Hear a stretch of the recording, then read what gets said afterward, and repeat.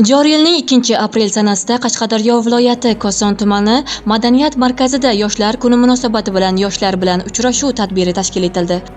Uchrashuvda 75-33 harbiy qism komandirining tarbiyaviy mafkuraviy ishlar bo'yicha o'rinbosari podpolkovnik Mardonov Qahramon Bahriddinovich, Koson tuman maktabgacha va maktab ta'limi bo'limi boshlig'ining o'rinbosari Elbek Yo'ldoshev, Respublika ma'naviyat va ma'rifat markazi Koson tuman bo'linmasi rahbari Muhammad Rahim Kenjayev, yoshlar yetakchisi Abloqulov Akbar Azamat o'g'li va 33-sonli Jasorat maktabining vatan tayanchi otryadi a'zosi, bilimdonlar va zukkolar harakati sardori O'ktamov va Dildorlar ishtirok etishdilar. Tadbirda bugungi kunda yoshlarimiz ongini buzishga qaratilgan buzg'unchi g'oyalar va zararli illatlarga tushib qolmaslik, ma'nan yetuk va jismonan sog'lom yoshlargina haqiqiy vatanparvar bo'lib yetisha olishlari ta'kidlab o'tildi.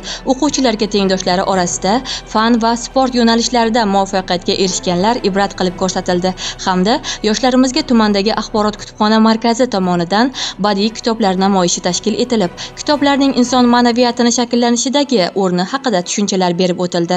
Shuningdek, tuman hokim maslahatchisi Latofat Amirova ushbu tadbir yuzasidan o'z fikr-mulohazalarini bildirdilar. Ko'plab imkoniyatlar qaratilmoqda, xususan mazkur bo'lib o'tgan tadbir ham bizga yangi imtiyozlar va imkoniyatlar, yurtboshimiz tomonidan yaratib berilayotgan sharoitlar haqida keng ko'lamli ma'lumot bera oldi.